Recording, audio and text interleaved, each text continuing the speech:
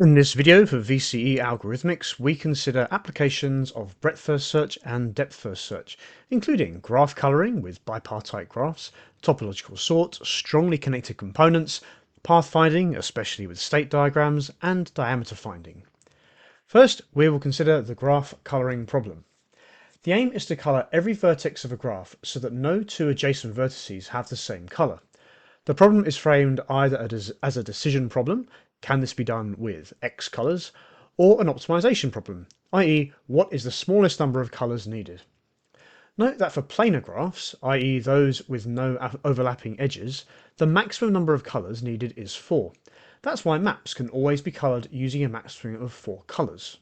However, this is not necessarily true for graphs that are not planar. First, we consider a special case. Can a graph be colored using just 2 colors? We traverse the graph using either BFS or DFS. We'll start with BFS. Number 1, we start with any vertex, color it 1 and then add it to the queue. 2, DQ the current vertex, and then for each neighbor, if that neighbor is colored, check that it is the opposite color to the current vertex. If not, then we stop and say that it cannot be colored 2 colors. If the vertex hasn't been coloured, we colour it in the opposite colour to the current vertex and add it to the queue.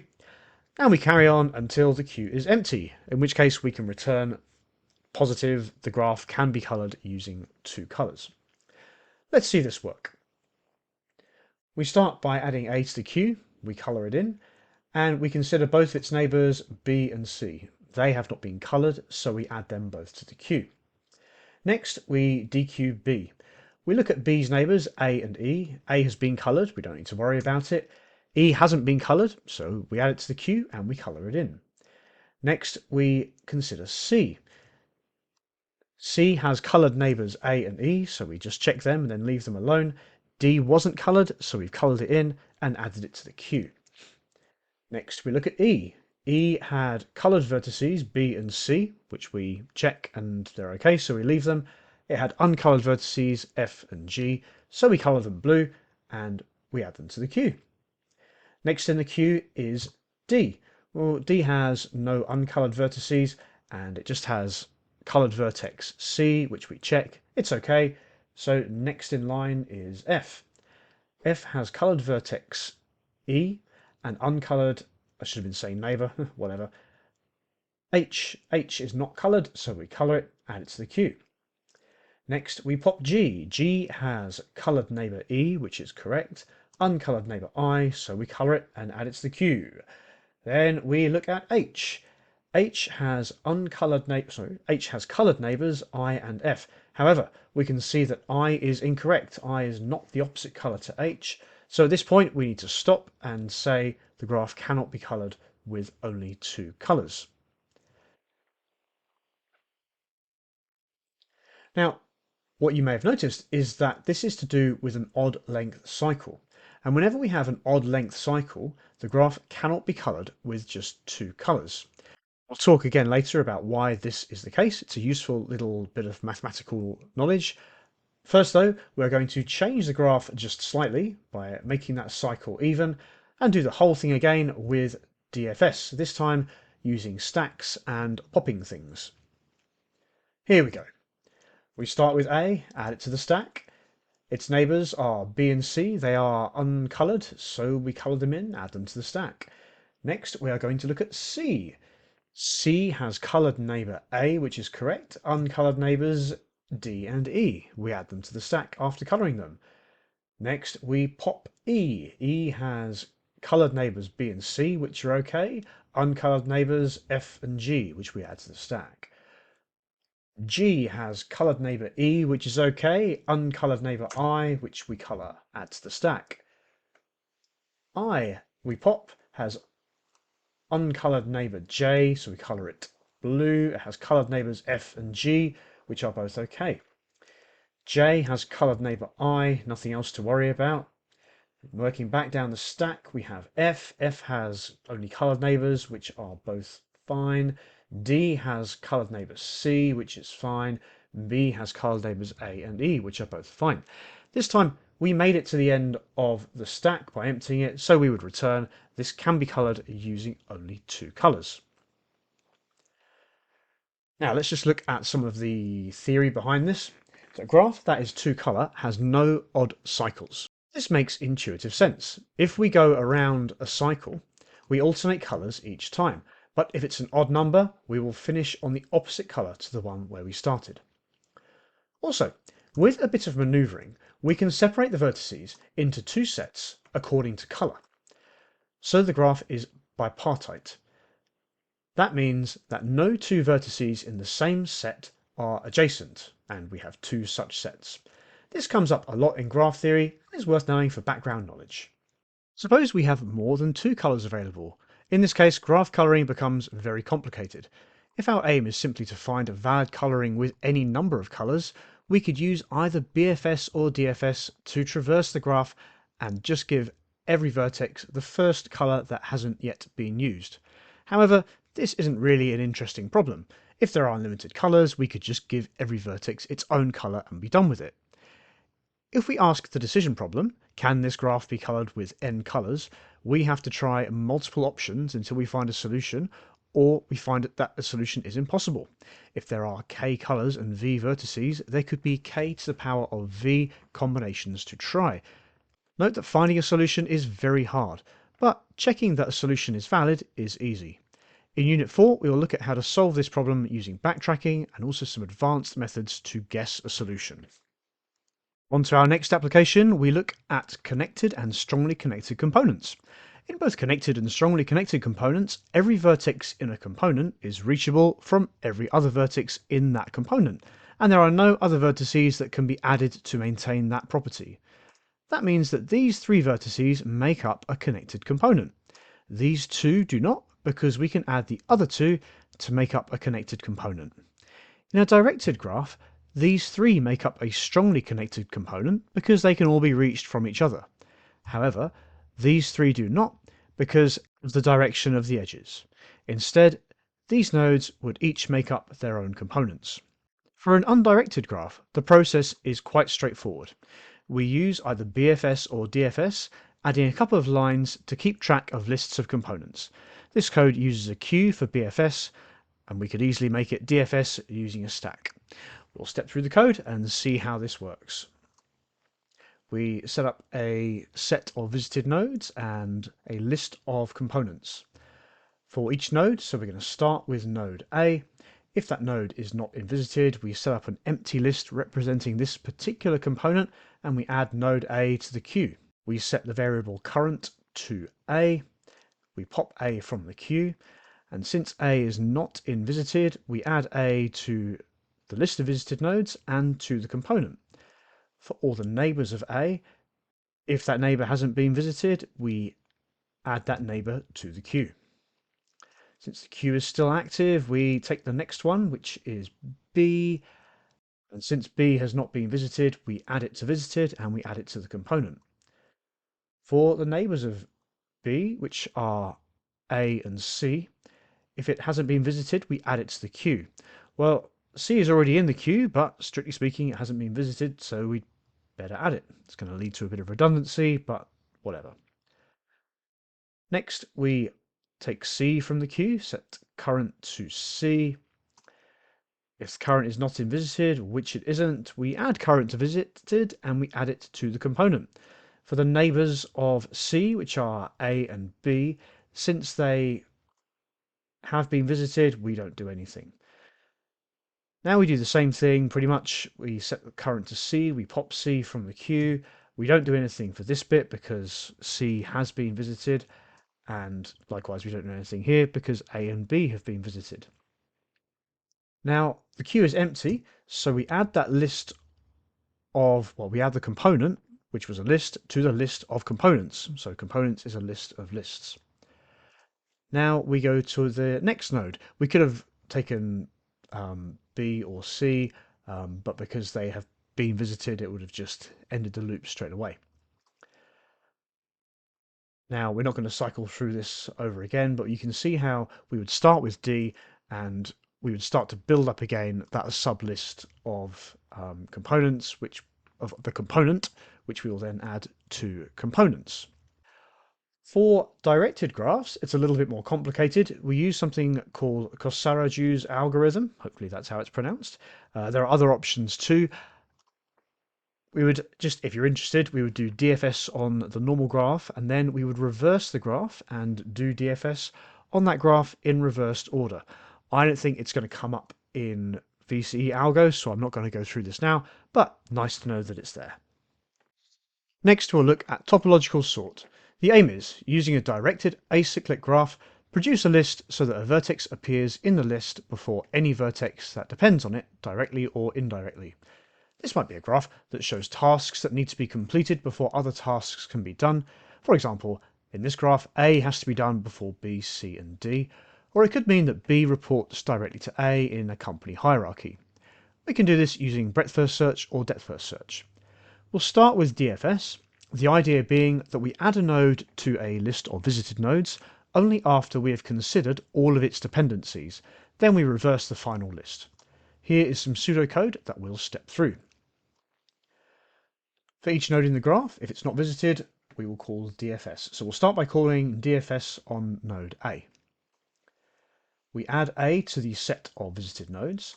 Then for every neighbor of A, if the neighbor has not been visited, we call DFS. So B, C, and D are the neighbors of A. None of them have been visited, so we call DFS on each of them. Now on the call stack, we're going to start with D. We add D to the list of visited nodes, and then for each neighbor of D, if it hasn't been visited, which it hasn't, it's just F, we call DFS on F. And so now we are running that call. We add F to visited. For the neighbors of F, well, there are no neighbors, so we can now break out of that loop and we can add F to order. We finish with F, we work back to DFS on D. And since we've finished calling on all the neighbors of D, we can add D to order and discard it from the call stack. Next, we go to C. We add C to visited, and then for the neighbors of C, which have not been visited, which in this case is just E, we call DFS on E. So now we're running DFS on E. We add E to visited. For each unvisited neighbor of E, well, there are none. So we go straight to the last line and append E to order and discard it from the call stack. Now that we've finished with C, we can add C to order and knock it off the call stack. Now for B, we add it to visited, and for every unvisited neighbor, of course, which you can see are none, we move straight to order and we add B to order, and we can discard B from the call stack. Now we've finished that for loop on A, so we can add A to order as well. We've now finished this, there are no further unvisited nodes, so we can reverse the order and return. Note the definition here is one way. So a vertex must appear before any of its dependencies, but that doesn't mean that every vertex that follows a particular vertex is a dependency. For example, E appears before D and F, even though only F is a dependency of E. Next, we consider Kahn's algorithm, which uses breadth-first search to do a topological sort. The idea is we compute the in-degree of every node, i.e. the number of incoming edges. We put all the nodes with an in-degree of 0 into a queue, and while that queue is not empty, we remove a node and add it to the result. We decrease the in-degree of all of its neighbors, and if a neighbor's in-degree becomes 0, then we add that neighbor to the queue. If the resulting list has all nodes, then we have a valid topological order. If it has fewer, then a cycle exists. So that's an advantage of this compared to our previous algorithm. Let's step through the code. This first loop will set the in-degree to 0 for each node. So we start with A and we add 1 to its neighbors B, C, and D. Then we go for B and we add 1 to its neighbor E. We take C, add 1 to its neighbor E. D, add 1 to its neighbor F. E, add 1 to its neighbor F. F has no neighbors. Next, we add all nodes of degree 0 to the queue, which is just A for now, and we have an empty list called order. While the queue is there, we set node to the top of the queue, which is A, you can see on the top right there, and we pop the queue, get rid of the first item. We append A, in this case, to the order list. And now for each neighbor of A, we remove one from the in degree. So we remove one from B, C, and D and add them to the queue because they all end up with an in degree of 0. Back to the top of this loop. Yep, there's still stuff in the queue. At the moment, we're going to dequeue B, pop it from the queue, append B to the order, and then for all of B's neighbors, which is just E, remove 1. Now, E still has an in degree greater than 0, so we don't go any further with that. We go back to the while loop and we deal with C. We pop C, we add C to order, and for each neighbor of C, which is E again, we reduce it by 1. And in this case, we do add E to the queue because its in degree is now 0. Back to the while loop, we pop D. We have all the neighbors of D, which is F. Remove the in degree by 1. Don't add it to the queue yet because it's still got an in degree greater than 0. Back to the top of the queue, node equals E. Pop E from the queue, add E to the order, and then for the neighbors of E, which is F, we subtract 1 from the one in degree of F and add it to the queue because its in degree is now 0. While Q, there's still 1 in the queue. We set node to F, we pop it from the queue, we add F to the order, and for all the neighbors of F, well, there are no such neighbors of F. Now, since the length of order is the length of the graph, i.e. the same number of vertices, we can return this topological sort A, B, C, D, E, F. Otherwise, we would have said that there is a cycle detected. If we have an unweighted graph and we want to find the shortest distance, we can use BFS. Again, it's just a small modification to keep track of the distances. We often use this for state graphs where we want to see how many moves it takes to go from one state to some final state, since that's where we're likely to see unweighted graphs. Let's step through the code. We set the queue, we put G in the queue. We're going to start with G for this one. We set the distance of G to 0 and set visited of G to true. You can see below. We take G out of the queue. G is now our current node, and for every neighbor of G, we set that neighbor to being visited. We give it a distance of whatever G is, plus 1, so in that case it's 1, and we add all of those nodes to the queue. We take the next one from the queue, which is C, and we dequeue it, and now for every neighbor of C, which is A and H, we mark them visited. We add 1 to the distance of C and assign that to those two nodes, and we add them to the queue. Next, we do D. Neighbors of D that have not been visited are just E. We assign E a distance of 2, we add it to the queue. Next, we take F. F has unvisited neighbors L and N. We assign them 1 plus 1 is 2, and we add L and N to the queue.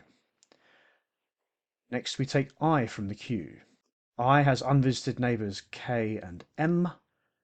We give them distances of 1 plus 1, which is 2, and we add them to the queue. Next, we take A from the queue. A has unvisited neighbor B, which we assign a distance of 3, we add to the queue. Next, we take H from the queue. Has unvisited neighbor J, we give that a distance of 3. We add J to the queue, and next we pop E from the queue. E has unvisited neighbor P, which we assign a distance of 2 plus 1, which is 3. And we add that to the queue.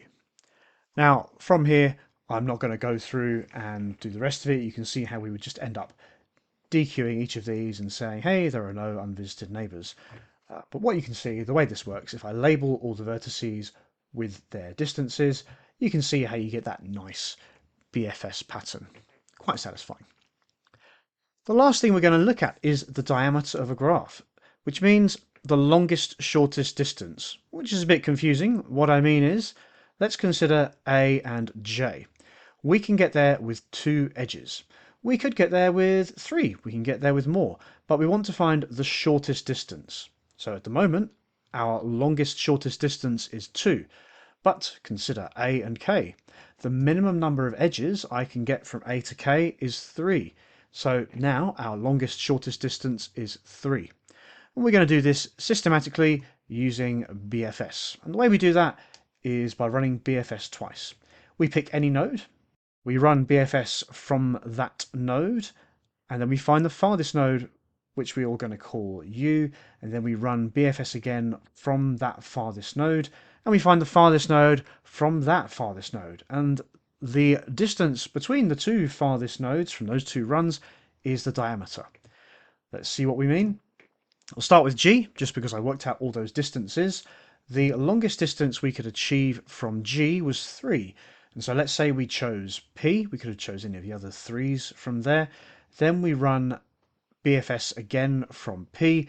I think you can work this out just by eyeballing it. The furthest we can get is B. So that has a longest shortest distance of 4, which means the diameter of this graph is 4. So we've seen a whole heap of applications of breadth-first search and depth-first search. Hopefully it's been useful to step through the code in as much detail. You can let me know in the comments if it was or it wasn't, or if you'd like anything else explained.